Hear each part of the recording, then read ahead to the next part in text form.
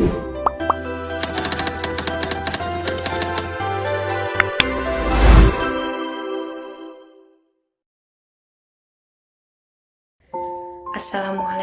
warahmatullahi wabarakatuh. Salam sehat bagi kita semua. Perkenalkan, nama saya Raudiah Hasanah Rambe dengan NIM 0801233264, mahasiswi semester 1 dari Prodi Ilmu Kesehatan Masyarakat, Fakultas Kesehatan Masyarakat, Universitas Islam Negeri Sumatera Utara. Video ini dibuat untuk memenuhi tugas akhir saya dari mata kuliah Biomedik 2. Pada kesempatan kali ini, kita akan membahas seputar cerebral palsy atau dalam bahasa Indonesia dikenal sebagai palsi cerebral agar kita mengenal lebih dekat palsi cerebral.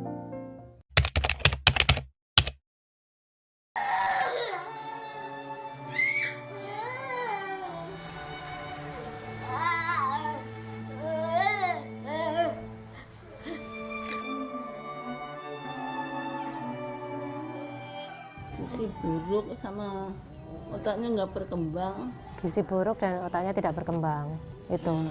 Sama itu ada cairan di lambung.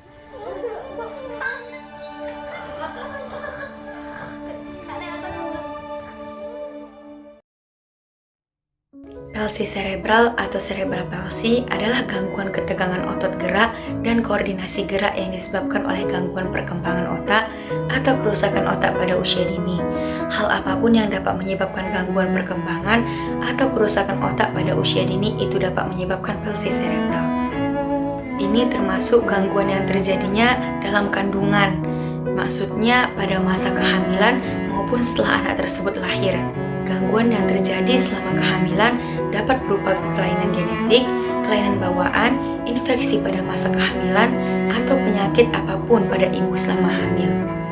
Sesudah anak tersebut lahir, palsi cerebral dapat terjadi akibat misalnya pendarahan otak akibat tidak disuntik vitamin K, atau akibat infeksi susunan saraf pusat, atau akibat cedera kepala, atau penyebab apapun lainnya, termasuk misalnya kekurangan oksigen saat lahir yang dapat menyebabkan kerusakan otak. Berdasarkan tanda dan gejalanya, palsi cerebral dibagi menjadi beberapa tipe. Yang pertama adalah tipe spastis. Pada palsi tipe spastis ini, gejala dominan adalah kekakuan otot. Kemudian yang kedua adalah tipe hipotonia.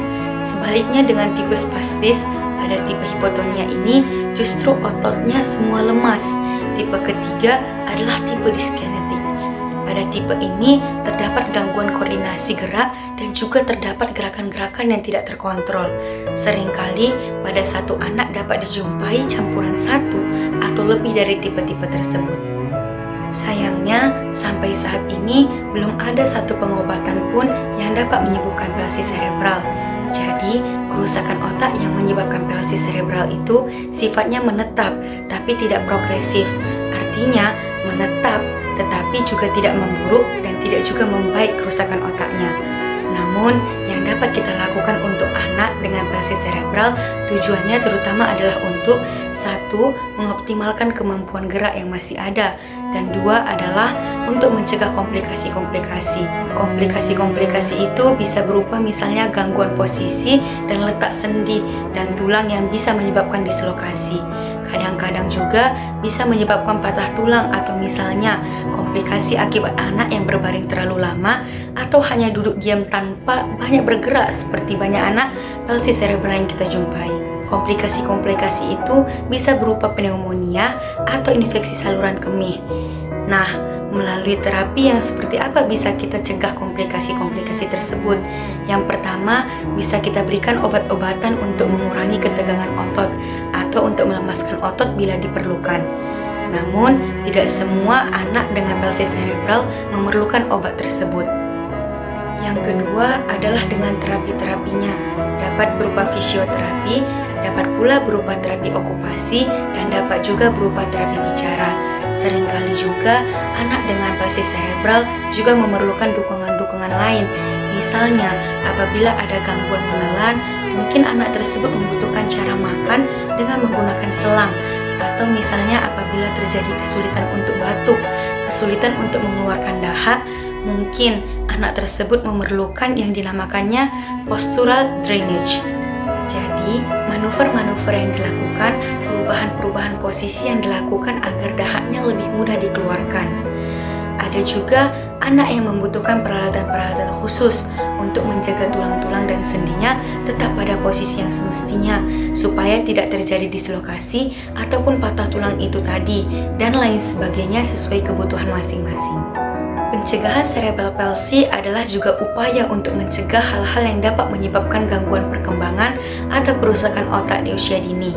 Upaya-upaya yang bisa kita lakukan sebelum lahir adalah asuhan ibu hamil yang baik. Jadi, ibu hamil kontrol teratur, apabila ada infeksi dalam kehamilan diobati. Alangkah lebih baiknya bila kehamilan dapat direncanakan terlebih dahulu supaya infeksi-infeksi tersebut dapat diobati sebelum ibu tersebut hamil. Kemudian, selama persalinan adalah asuhan persalinan yang baik. Dan setelah bayi lahir, maka kita dapat memberikan vitamin K untuk mencegah pendarahan dalam otak pada bayi. Dan kita juga dapat mencegah infeksi susunan saraf pusat dengan imunisasi, terutama meningitis, baik itu meningitis bakteri dan meningitis akibat TBC atau tuberkulosis. Memang, dengan semua upaya pencegahan kita, seringkali palsi cerebral tidak dapat dihindarkan oleh para dokter maupun para orang tua. Bahkan kita sebagai masyarakat umum, syogyanya mengerti memahami keadaan anak-anak ini sehingga kita bisa lebih mengakomodasi kebutuhan-kebutuhan mereka. Sekianlah penjelasan saya mengenai cerebral palsy. Semoga bisa bermanfaat untuk kita semua. Saya pamit undur diri. Wassalamualaikum warahmatullahi wabarakatuh.